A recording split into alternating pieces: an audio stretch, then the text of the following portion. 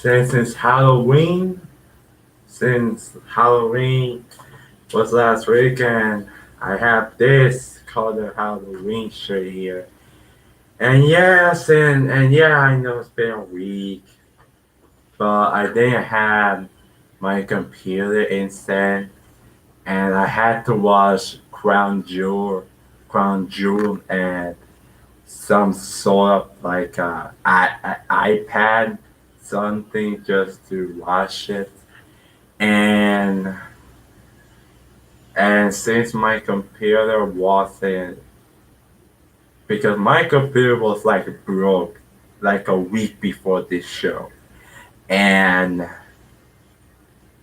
and I watched the show and I got it fixed my computer this week, and it's only now I can do it. So yeah, that's how shit goes. But here you, here's your W Crown Jewel 2 review. In Saudi Arabia. This is the first time I ever reviewed a show from Saudi Arabia. And ironically, this is like the best show out of all four shows WWE has done in Saudi Arabia. And I really mean it because it wasn't great, but it was certainly better than last year's Crown Jewel. My God, that was horseshit. Even some of the Super Showdown this year. I mean, some, especially that main event. Ugh, Taker go over. Ugh, but yeah. This show, at least you had some good, really like moments. I think it has some like good matches. So. And yeah, um, and I know about the Saudi Arabia controversy and shit. Like, talent had to be like had that like the talent was like stuck in like planes right after the show ended, and they were like stay there for like what, like an hours to even a day. Like, jeez. The only guy was like, bro, that's a Paul Heyman. Like they literally, I swear, I could have sworn that Brock Lesnar and Paul Heyman immediately left the show after the match he had. Which that leads me, oh boy, to the WWE Championship match. Brock Lesnar versus Cain Velasquez. Oh boy. So you bring Cain Velasquez, a guy who was a former UFC heavyweight champion, who beat Brock Lesnar 9 years ago. You bring him here. You had all this build up, all this hype for him, for a 2 fucking minute match. I mean, the bell rings. He hears a couple of weak ass little moves. Like, if you see some of the moves Velasquez does, none of them to me look impressive. None of them look impressive to me. Like, none of the moves that he did were like uninspiring, like exciting. Like, it looked kind of weak, and he does that those punches, take that kid, and let's just piss, just brings up, hits the lost the Kimura lock in, and Velasquez touched out. So Velasquez retains the title. And then like Rey Mysterio, who was the ringside in this match, he got taken down with an F5, and that's a beat the shit out of Cain Velasquez with the sheriff, and Rey Mysterio comes in and beats the shit out of Lesnar with those shares that he rang on him. It really makes you think, like, since now Mysterio versus Lesnar has been confirmed for Survivor Series, one has to think, like, if this was what they were gonna do, like, for the storyline standpoint, why will Rey Mysterio bring Cain Velasquez to avenge Brock Lesnar attacking Reigns' son Dominic when he could have known it wasn't gonna get the job done, and he all needed was himself to take care of? Like, this entire match and build up was basically a, a waste of time and a plot device for Mysterio, for Rey Mysterio to Brock Lesnar at Survivor Series. And it's like, and we came from last year of Perry being rough shady because his knee was so fucked up and he needs surgery. Why even do the match then? If you were gonna book it like this was so wasted even for Brock Lesnar standards. Like, bro, even for Brock Lesnar standards, this was a pretty waste of time. Like, seriously, like, Mysterio, Rey Mysterio is now the match for Survivor Series, and why will Mysterio even bring Velasquez in the first place?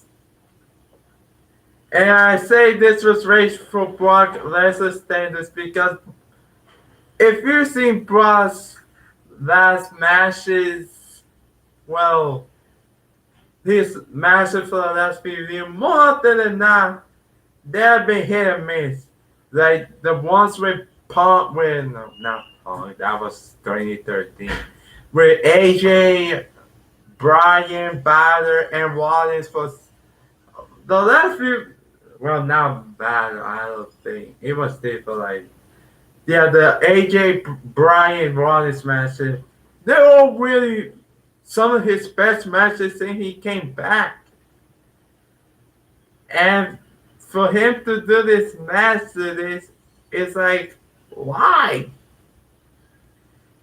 And there's no fucking wonder. I bet, like I bet there's no wonder why Brock Lesnar left the show as probably as early as he did, because look at the match, like, they really fuck Cain Velasquez over here. Like, what, like,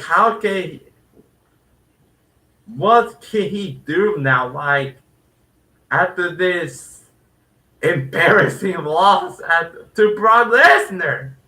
Like, what do you do with him now? What, a rematch with him again? That's not gonna solve. Like, they are really filled with the presentation, the booking with him. Like, oh, so fucking underwhelming. As that was probably the worst part of the night. Considering what happens later, this was a gigantic waste of time.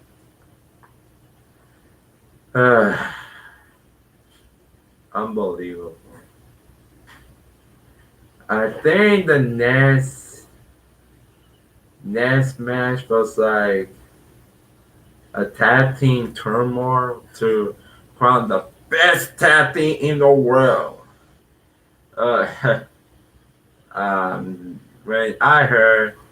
When I heard that being the best tag team in the world, and I saw Shane McMahon spot the ground jewel, I was like, oh, there's no fucking way can it.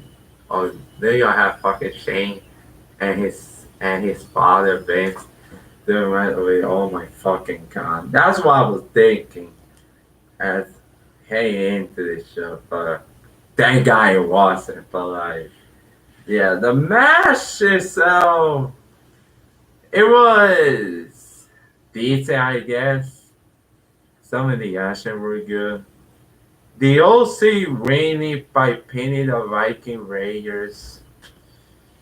This push of the OC is really weird. Like, they won the tag team titles. Well, they the push started when they of all Gallows, Anderson, and Styles turned heel, and then Gallows and Anderson win the tag team titles, and then they lose it in like the next most rich. Looking back, that was a dumb fucking idea, and now you having and you have them being booked like shit against Viking Raiders for weeks leading into this, and now you're having Viking Raiders lose to the OC after they just won the what I think that is like that's just so weird and baffling. But welcome to WWE booking. So yeah, the OC won the tag team tournament. I believe the next match was Mansoor versus Cesaro. This was a really good match. Really great match. Like I kind of expected to be like Mansoor showed that he really has potential here to be a breakout star for the future, and Cesaro doing what Cesaro always does. I think this was pretty much match of that night. Every match of good. It was really damn good. To even certain things great. Mansoor won, of course. If it's his hometown, Saudi Arabia, of course they were gonna have him win against Cesaro. So, but this was a really good to great match of the night by far. There we had one of the big key feature matches for the show. Um, Braun Strowman versus Tyson Fury. That entrance of Tyson Fury was so fucking weird. It came out so weird to me. Like you had Braun Strowman came out, and then you had this pyro going off like swear if I swear the special entrance felt like it felt fucking forever. Tyson Fury scientists felt it took forever to get him to the ring. Like seriously. I know he wasn't really ready to be like a real true full blown wrestler. But I will at least say this. He looked better than expected because my expectations were like real low. And I'm not talking about something nah. They were real low for me. The expectation for this man was real fucking low. But I mean, they cover kind of get around some of the weakness of the match, and so as the match was average to me, but it was really nothing special to home around. The finish with Tyson Fury punch Braun Strowman and he gave the count of victory. Okay, that's how you want to put it on story, but it's like at some point Strowman is like kind of getting to Bishop territory where or well not Bishop territory. Well in losing all the celebrities, yeah, sort of. But Braun Strowman is kind of was guy into that territory with Nakamura in that. Remember when Shinsuke Nakamura lost like 6 WWE title matches last in the last what, last year of 2017 to 2018, like the last 2 years. Look at Braun Strowman, like my fucking god.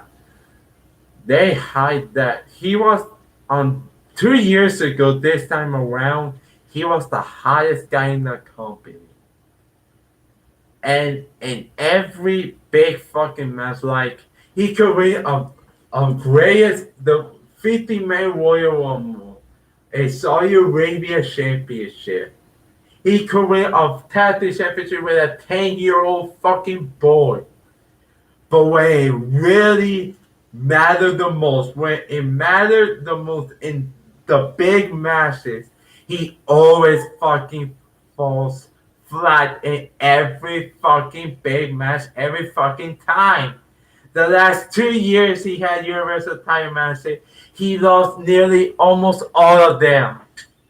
Like the last 6 matches for the Universal title, like Jesus fucking Christ. Like as a character, Braun Strowman is dead. Like he's supposed to be the monster among men, but at some point it's like it felt like if they just say, for example, like which is like good like comparison, like to a certain extent, like Broad Lesnar, like early years. Imagine if they bring Broad Lesnar for the 2 years he had in his first one. Imagine if they have Broad Lesnar come in, had all destroyed all opponent, and then in big matches he will lose like every fucking time in WWE Championship matches that he was involved to 2002 to 2004. He will lose all the fucking time.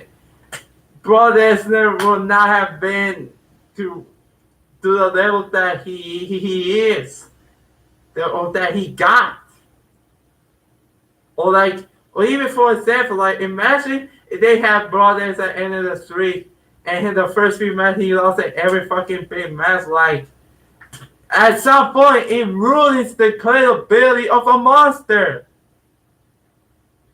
And to me, they just ruining Braun Strowman. They're just ruining him for me. Like, Jesus. Gosh. Enough. Sorry for that mini rant for Braun Strowman. Damn man for that. But like, yeah. Next was the US Championship. I think it was Humieto Cabello. That's what his name is. Faced AJ Styles to the US title. This was not one of the better matches of AJ Styles. He had better matches with even guys with Ricochet and especially Cedric Alexander. This wasn't one of the better matches. It was a still decent match, but like nothing out of the ordinary here. Just AJ Styles pin main card jobber. That's why I call him Nieto Cabbage. Like that's what he is to me. AJ Styles retained. What was really the point, honestly? Just honestly, what was the point? And then you get like Team Hogan versus Team Flair. This was a really good match. I think right behind the Mansoor versus Cesaro. This was a nice match of the night. They really hit some cool moves in there. And they were hitting some cool moves in there. And even the finish was like they with the RKO with before the finish Randy Orton Roman Reigns was like going for the Superman punch, and they Randy Orton countered into an RKO without catching him trash with the RKO out of nowhere. That was fucking cool. And the finish with Ali countered the RKO in one of the most with the most. I think this is probably the best RKO count you will ever see. With any of the going through RKO through Ali and Ali like he cashed him and then on his feet with the dives and Roman Reigns.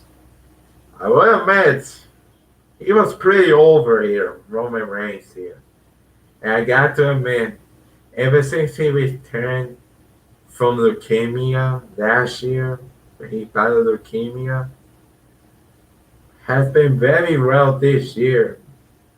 I would go far to say this is Roman Reigns' best year yet. In my opinion, this is probably Roman Reigns' best year yet in WWE. Like everything he did, I think everything Roman Reigns did this year wasn't so frustrating. Like when you look at Roman Reigns, Seth Rollins, they compare it to how they were last year and this year. It's like night and day. Like Rollins, this time last year, Rollins was like the most over guy in the company, and Roman Reigns was the most hated. And now you look at this year, and it's like racial roles. Reigns is since he's not the main, he's become instantly likable, and Seth Rollins has turned, especially since how he's been active on social media and his character and his attitude. He's pretty become one of the most, if not the most hated man of 2019.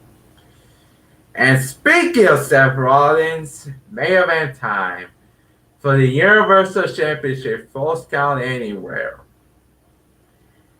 Seth Rollins versus The Fiend Bray Wyatt. The match cannot be stopped for any reason. I'm not gonna lie, I was really curious to see how they were gonna end this. Because it was pretty much once again booking themselves into a corner, just like the first match they did. And it was pretty, I will be the first to admit, I was really shocked to see almost right the wrong with putting the championship on Bray Wyatt, on the Fiend Bray Wyatt. But he really like I don't know what they just they not just stay Hell in a Cell. I mean, if the Universal Championship was going to SmackDown, like, why did the Fiend won the Hell in a Cell in the first place? It just made the Hell in a Cell thing almost infuriating.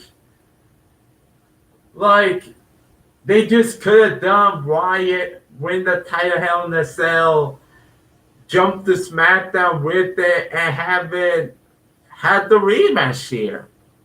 And especially since Brock Lesnar has moved to Monday Night Raw. Like seriously, like for the draft, they could have literally just done Bray Wyatt.